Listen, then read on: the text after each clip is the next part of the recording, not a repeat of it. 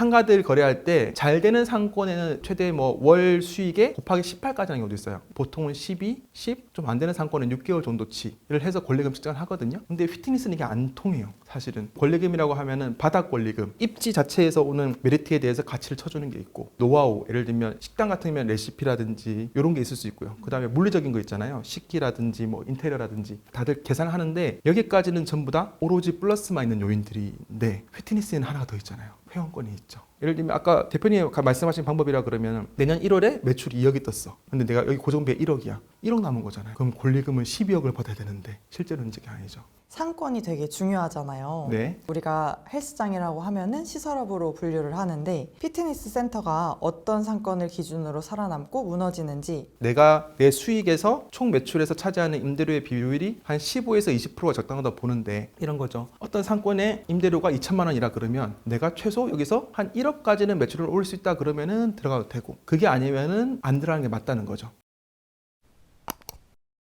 안녕하세요, 피플입니다. 오늘도 굉장히 특별한 게스트를 모셨습니다. 피트니스 산업을 경영 관점에서 바라보는 전문 경영인이자 공인중개사로서 국내 유수 피트니스 브랜드의 컨설팅과 20년 이상의 비즈니스 경험을 바탕으로 입지부터 매각까지 전 과정을 설계하는 피트니스 경영 전문가입니다. 김성광 대표님을 모셨습니다. 안녕하세요. 안녕하세요. 네, 특별한 게스트가 되고 싶은 김성광이라고 합니다. 반갑습니다. 와.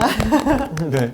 대표님의 또 전문 분야에 대해서 질문을 드리려고 합니다. 상권이 되게 중요하잖아요. 네. 우리가 헬스장이라고 하면은 시설업으로 분류를 하는데 피트니스 센터가 어떤 상권을 기준으로 살아남고 무너지는지, 대표님은 그 기준을 어떤 데이터로 판단하시는지 궁금합니다. 사실 이제 이 영상을 보시는 분들은 아마도 그런 대답을 원할 것 같아요. 딱 정해진 답, 딱 떨어진다고 원할 것 같은데, 사실 제가 오늘 여러 가지 질문을 답을 할 건데 딱 떨어지는 답을 주기 힘들 것 같아요. 예를 들면 저희가 뭐 그전에 기대하던 뭐 유동인구라든지 뭐 상주인구, 1인 가구, 인구 이동이 좋은 곳이 보통은 좋은 상권으로 했었거든요. 그 좋은 상권들이 십수년 전에는 좋은 상권이었는데 지금에 와서는 이미 그런 자리들을 미리 알아본 큰 업체들이 다 들어가 버렸어요. 그럼 이제 이거를 또 좋은 상권이 하기 힘들잖아요. 그럼 그 외에 또 다른 상권을 또 찾아봐야 되는데, 그 외의 상권에 입지를 안 한 이유들은 좋은 상권이 아니기 때문일 거 아니에요, 대부분들은. 그래서 약간 이게 변동성이 있다고 보는데, 기본적으로는 상주인구, 그러니까 거기서 계속 생활하시는 분들, 직장인구, 그러니까 유동인구는 아니에요. 예를 들면 유동인구가 맞다고 한다 그러면 명동 한가운데도 센터 잘 돼야 되거든요. 하지만 거기 있는 유동인구들은 한 번 오고 다음부터 안 오는 뜨내기들이잖아요. 우리는 이제 기본적으로 기간을 정해놓고 꾸준히 이용하시는 게 포인트이기 때문에 그거는 좀 중요하지 않다고 보고, 가처분 소득이 높은 곳을 저는 봐야 된다고 생각해요. 예를 들면 어디 갔는데 거기는 소득 수준은 높은데 집값이 낮은 거예요. 그러면 가처분 소득이 높을 거거든요. 그런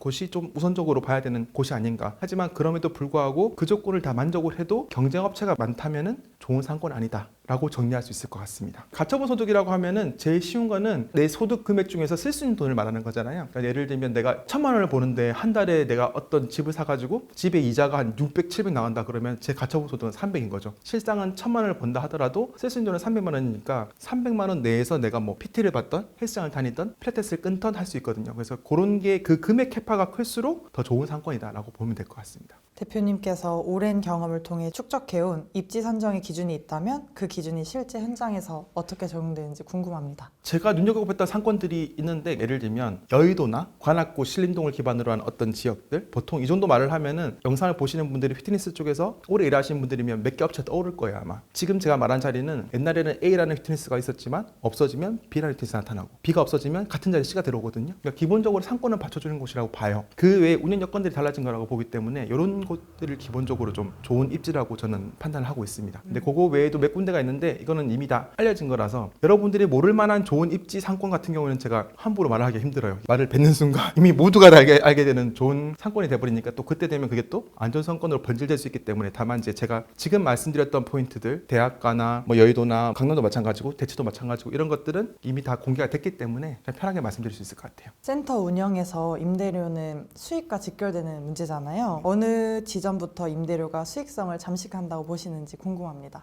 이 질문의 포인트는 뭐냐 하면 먼저 내가 올릴 수 있는 수익에 대한 어떤 캐파를 치밀하게 계산을 하고 나서 그 다음에 임대료 수준을 맞추는 거라고 봐요. 임대료는 당연히 싸면 쌀수록 좋죠. 근데 좋은 자리인데 임대료 싼 곳은 거의 없거든요. 내가 여기가 예를 들면 내가 내 수익에서 총 매출에서 차지하는 임대료의 비율이 한 15에서 20%가 적당하다고 보는데 이런 거죠. 어떤 상권의 임대료가 2천만 원이라 그러면 내가 최소 여기서 한 1억까지는 매출을 올릴 수 있다 그러면은 들어가도 되고 그게 아니면은 안 들어가는 게 맞다는 거죠. 계속 임대료는 올라갈 것이고 뭐 물가도 상승할 것이고 여러 가지 변수가 있기 때문에 그 정도 캐파를 두는 것이 제일 좋다고 보는데 큰 대형 피트니스 클럽들 프랜차이즈 같은 경우에는 데이터가 많아서 치밀하게 계산하는 편인데 요즘에 좀 피트니스에 처음 창업을 목표로 하시는 분들은 이런 계산에 좀 취약한 것 같긴 해요. 대표님께서는 컨설팅도 많이 해오셨는데 네. 지난 20년 동안 운영이 중단된 센터들을 많이 보셨을 거고 반복적으로 보인 패턴이 있었는지 궁금합니다. 20년이라는 시간이 생각보다 긴 기간이잖아요. 초반에 운영을 중단하는 패턴들은 보통 이제 소위 말하는 프리세일을 충분히 땡긴다는 표현을 많이 쓰죠. 프리세일을 해서 초기 투자비를 다 뽑은 다음에 짧은 시간에 그 전에 거래한 그 계약한 매출을 기반으로 빨리 넘기는 패턴들이 보통 처음에 있었고요. 여기는 나름대로 파신 분들은 이미 성공한 케이스라고 보죠. 사실은 도덕적으로 옳고 그르냐를 떠나서 금액적으로는 이득을 보시고 엑시스를 하셨고 최근에는 그런 게 있는 것 같아요. 자리에 이제 어떤 상황에서 센터를 운영하다가 감가상각이 오죠. 시간이 지나면 노후화도 되고 사람들이 또 식상하기도 하고 컨텐츠의 변화가 없으면은 계속 거기에 센터가 좋은 자리라 하더라도 구매력이 떨어지거든요. 그런 경우에 그분들이 소위 말하는 그 구매력이 떨어지는 만큼을 메꾸기 위해서 PT라든지 이런 특정 영업에 이제 집중해서 하다 보면은 PT 비율이 높아지고 재정 건전성을 이제 악화시키니까 그게 다라면은 둘 중에 하나인 것 같아요. 하나 더를 오픈해서 여기 마이너스를 메꾸거나 아니면 이제 폐업을 하거나 폐업이라는 게 뭐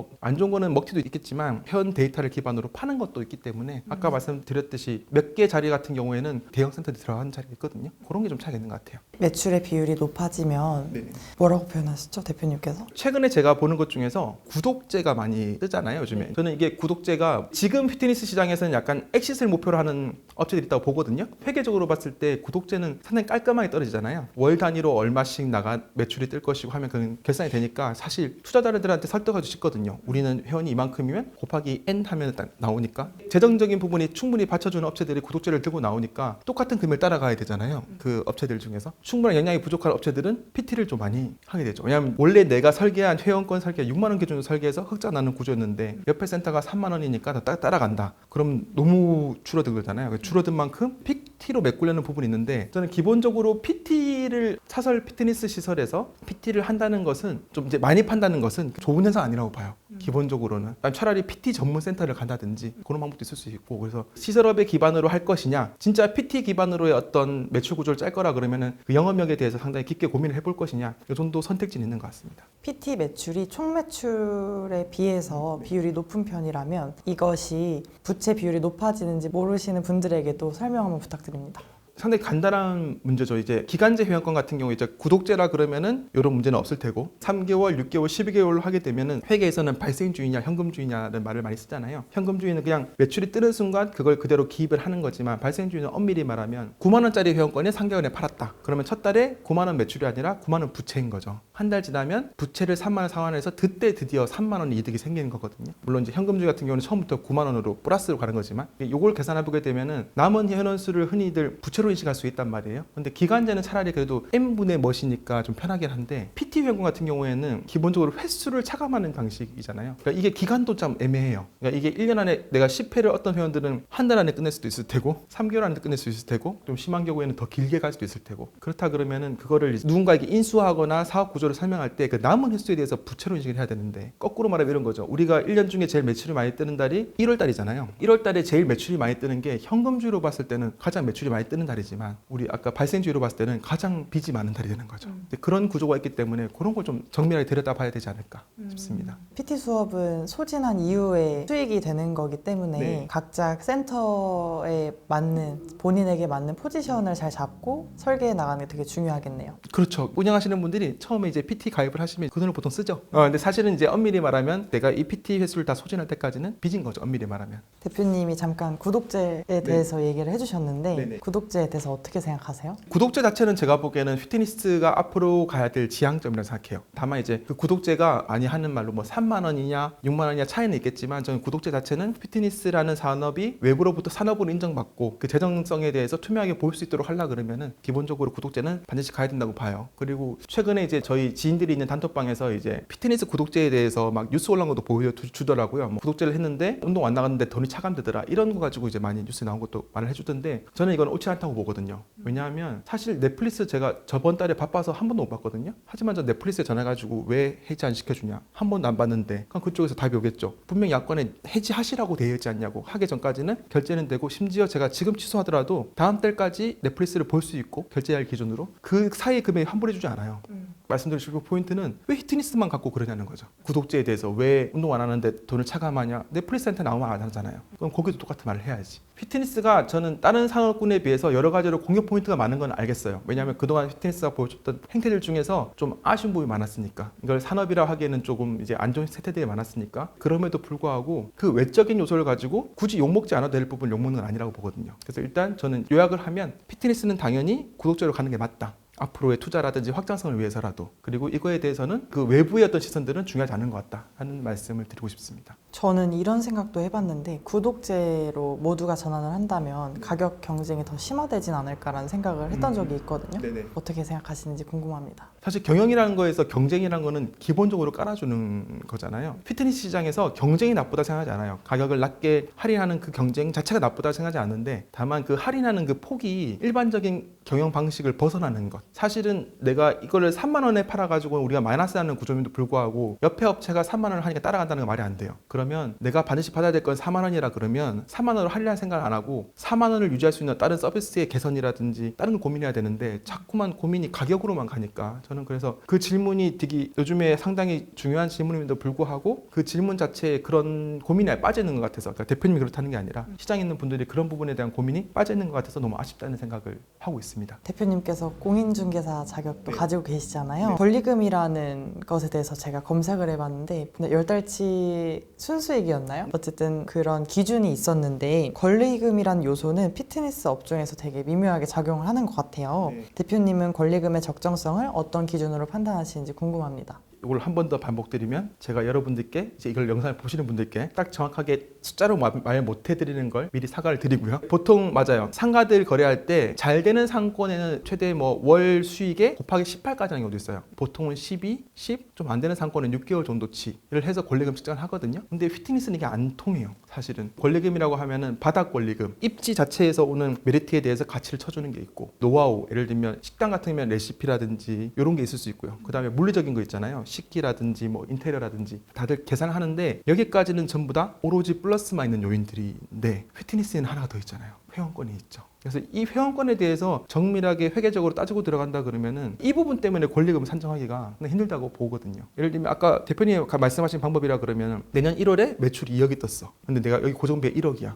1억 남은 거잖아요. 그럼 권리금은 12억을 받아야 되는데 실제로는 이게 아니죠. 그런 부분이라서 이런 부분은 그 기준에 대해서는 디테일하게 따져봐야 된다 정도로 두리뭉실하게 말씀드릴 수밖에 없는 제 입장을 이해해 주셨으면 합니다. 양수 시에 주의해야 할 사항이 있을까요? 제가 부동산 일을 처음 이제 자격증을 따고 따기 전에도 제가 부동산 쪽을 일한 게 꽤 됐거든요. 10몇 년 정도 됐는데 그 기간 동안 부동산 상가 계약이나 임대차 계약이 상당히 발전했어요. 저희가 할 때는 예를 들면 처음에는 등본 정도만 떼고 계약을 했다 그러면 지금은 뭐 관리비 내역, 건축물 대장 등등등이 나오거든요. 그래서 웬만한 것들은 양도 양수할 때 기본적으로 다 계약 안에 혹은 민법상 안에 조건으로 다 해결이 됩니다. 다만 이제 피트니스는 마찬가지 문제가 봉착을 해요. 회원권에 대한 문제, 그 다음에 전 직원의 처리, 전 직원들을 인수인계 받게 됐을 때 그 전까지 퇴직금 정산을 어떻게 할 건지 라든지 그 다음에 피트니스만 유독 좀 그런 게 많은 것 같은데 불법적인 어떤 구조물이나 예를 들면 복도의 낙하라든지 이런 게 있거든요. 이런 것들이 보통 처음에 파시는 분은 아무 문제 없었다 하는데 넘기고 나면 꼭 문제 터져요. 그런 것들을 좀 확실히 하는 것 그게 중요하다고 봐요. 피트니스 양도 양수에서는. 그런 부분들은 그 계약 당시에 고려를 해서 계약서에 반영하는 것이 중요하겠네요. 그렇죠. 미리 다 서로 정산을 하고 정확한 조건을 넣어야지 추후에 문제가 안 생기거든요. 그러면 많은 사례들 중에 한 가지 궁금한 점이 있는데 네. 퇴직금 같은 경우에는 어떻게 정리를 하는 방법들이 있는지 궁금합니다. 퇴직금은 제일 깔끔한 거는 일단 요즘의 세태는 완전 프리라는 형태로 근무를 하시는 트레이너 많은 것 같아요. 그래서 이제 그분들 같은 경우에는 퇴직금이 발생 안 하는 구조인데 물론 그것도 최근에 3.3% 이슈가 있어서 어떻게 될지 모르겠지만 근데 그 부분 제외하고 정기적으로 일하는 분들이라 그러면은 사실은 파시는 분이 미리 정산을 하시고 퇴직금 정산하시고 그 다음 분이 그 다음부터 인수인계 받는 조건이 되는 게 제일 이상적이라고 봅니다. 사실 그 기간에 따라서 퇴직금이 클 수도 있기 때문에 아니면 이만큼의 퇴직금을 미리 정산 안 하는 대신에 권리금에서 깎아준다든지 뭐 이런 게 있을 수 있을 것 같아요. 부동산 중개 현장에서 센터 대표들이 가장 빈번하게 오해하거나 간과하는 지점이 있다면 무엇인지 궁금합니다. 제가 보기에는 요즘에 이제 그런 간과하는 요소들은 별로 없는 것 같아요. 솔직히 말씀드리면 간과하는 게 아니라 원래 모르는 분들이 계실 수 있어요. 소위 말하는 이쪽에 좀 베테랑들은 어느 정도 심지어 상대방이 약간 속이려 들어도 다 파악을 하세요. 이렇게 말을 다 알아보시는데 최근에 내가 젊은 열정에 약간 이제 PT나 이런 걸 좀 잘해가지고 돈을 좀 모아가지고 처음 내 사업장을 가지려고 뛰어드시는 분들이 좀 간과하는 것들이 아까 그런 문제, 퇴직금이나 기존 회원들의 정산 문제라든지 법적으로 문제가 있을 수 있는 거에 대해서 넘어가는 것들, 아 우리는 문제 없었으니까 너도 괜찮아 이런 것들. 일단 제가 제 거래 사례로 봤을 때는 거래하는 그 당사자끼리는 서로 선의라든지 인정에 대해서 그런 걸 연연하면 안 돼요. 무조건 칼같이 법적으로 하면 됩니다. 아무리 좋게 대해주셔도 그건 그거고 계약은 계약이다. 이렇게 해주시면 될 것 같아요. 임대차 계약은 작은 문구 하나가 장기적인 리스크로 이어질 때가 많은데요. 대표님께서 권고하시는 반드시 확인하는 핵심 조언이나 조건이 있다면 무엇인지 궁금합니다. 아까 말씀드렸듯이 이미 계약서 상으로의 문제점들은 많이 보완이 됐어요. 그런데 이제 휘트니스는 회원권 문제가 있을 수 있으니까 뭐 굳이 하나 더 덧붙이자면 질문하셨으니까 회원권 환불 문제에 대해서는 미리 좀 정리를 하는 게 낫다. 항목을 따로라도 보통은 양수 받으시는 분이 책임지는 게 맞거든요. 맞는데 양수 받으시는 분이 책임지는 게 맞음에도 불구하고 환불 조건에 대해서 특약을 넣을 수는 있죠. 예를 들면 내가 인수인계하고 나서 한 달 안에 발생하는 뭐 환불은 뭐 전주인이 책임다든지 할 수는 있을 텐데 보통은 이제 받아주진 않을 것 같고 그래서 이런 거는 최대한 환불은 내가 감당하겠다는 마인드로 접근해야 될 것 같아요. 인수인계 받으시는 분께서 그 전에 최대한 환불 안 받도록 분위기를 잘 만들어 주셔야 되고 그게 파시는 분도 선의를 보이는 거고 그러니까 여기서 선의라는 거는 착한 마음이 아니라 그거는 파는 사람 입장에는 기본적으로 해야 되는 거잖아요. 그래서 그 정도는 해주시면 될 것 같아요. 센터를 이전하거나 확장하는 과정에서 많은 대표들이 예상 밖의 비용을 겪곤 하는데요. 어떤 비용들이 있고 이러한 비용 구조는 왜 발생하며 어떻게 사전에 차단할 수 있다고 보십니까? 이게 확장이라는 것이 인수를 하는 것도 확장이 될 수 있고 새로 오픈하는 것도 확장이 될 수 있잖아요. 호자 경우에는 제가 보기에는 발생할 수 있는 추가적인 것 같은 경우에 하나밖에 없는 것 같아요. 소방법 관련 추가 비용 그 외에는 딱히 예상 밖에 없는 것 같고 제 생각에는 그리고 사실은 예상 밖에 어떤 게 나오면 안 되는 거죠. 이 정도 돈을 들여서 오픈을 하는 건데 충분히 계산할 거 다 해보고 그 예상을 하는 것도 최대한 보수적으로 잡아가지고 그 밖에 문제 안 터지도록 해야 되고 좀 터진다 그러면은 보통 소방법에서 많이 터지는 것 같아요. 아까 말씀드린 확장을 인수하는 방식으로 한다 그러시면은 환불 문제 그 전까지 아무 문제가 없었는데 내가 인수하자마자 환불이 많이 생길 수가 있거든요. 여러 가지 이유로 근데 그런 것들 주의해야 되는 거죠. 오랫동안 안정적으로 운영되던 센터도 어느 순간 흐름이 꺾이는 시점이 있을 수 있는데요. 대표님은 그 하락의 첫 신호를 어떤 형태로 가장 많이 확인하셨는지 궁금합니다. 그 꺾이는 게 사실은 어느 상가를 가나 이제 지금 성수동이 많이 뜨잖아요. 근데 저희가 보통 상가가 처음에 초창기가 있고 뭐 성장기가 있고 성숙기가 있고 세태기가 있고 이제 이렇게 해서 엎어지는데 이게 자연스러운 흐름이거든요. 기본적으로는 센터들이 그렇게 매출 뜨다가 떨어지는 거는 자연스러운 흐름이라고 봐요. 왜냐하면 아까 말씀드렸듯이 이미 회원들은 어느 정도 여기서 계속 만족하고 있지만 이 센터가 변화가 없으면은 또 다른 걸 찾게 되거든요. 하다못해 인테리어라도 바뀌는 거를 찾게 되기 때문에 자연스러운 현상이라서 그게 뭐 새삼스럽진 않은데 뭐 굳이 포인트가 있다 그러면은 그 주변에 다른 센터들이 많이 생기죠. 그 센터가 만만하니까 내가 하면은 저거보다 나을 것 같아라는 생각하니까 그런 거 정도가 제가 보기에는 쇠퇴기라고 봐요.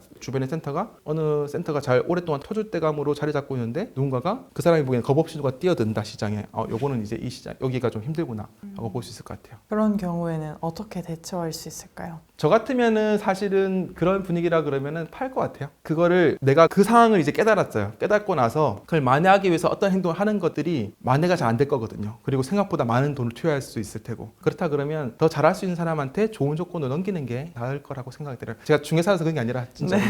근데 이게 피트니스 하시는 분들이 계속 트렌드를 반영해서 뭔가 바뀌지 않잖아요. 극단적으로 말하면 저희 어렸을 때는 소위 말하는 클럽 뭐 이런 게 좀 유행이었는데 전 잘 가보진 않았지만 잘 되는 데는 한 6개월마다 뭐 3개월마다 인테리어 바꾼다고 하잖아요. 이게 트렌드를 반영해야 되니까. 근데 피트니스 센터에서 처음에 오픈할 때 그때가 제일 좋잖아요, 보통. 내가 돈을 벌어서 한 5년 정도 돈을 많이 벌었으면은 그러니까 센터에서 운동하시는 분들을 위한 어떤 선물 같은 느낌으로 뭐 리모델링 한다든지 장비를 바꿀 수 있을 텐데 이게 그렇게 드라마틱하게 딱 되지가 잘 않더라고요, 보니까. 아니면 서비스가 확 바뀌어야 되는데 그런 구조로 바뀌는 경우도 잘 못 봤고 그래서 그런 것 같아요. 대표님 이력을 보면서 네.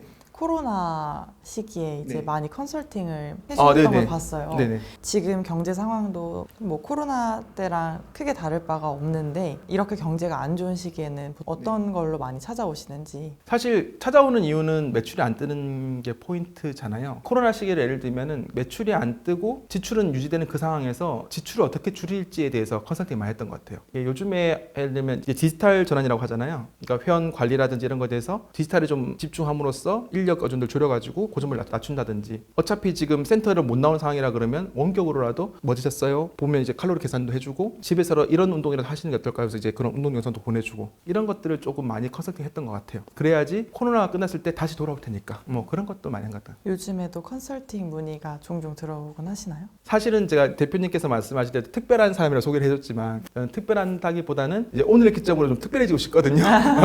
그래서 최근에 다른 인스타라든지 이런 데서 좀 많이 얼굴 알리려고 노력하고 있어요. 그래서 요즘에 좀 컨설팅이 들어오는 편이긴 해요. 요즘에도 유사한 고민들로 이제 많이 찾아오는 편인가요? 컨셉이란 걸 텐데 아마 제가 양도양수라는 컨셉을 많이 잡고 하다 보니까 그쪽으로 좀 문의가 많이 오시는 것 같기도 하거든요. 운영 컨설팅이라기보다는 그런 것들.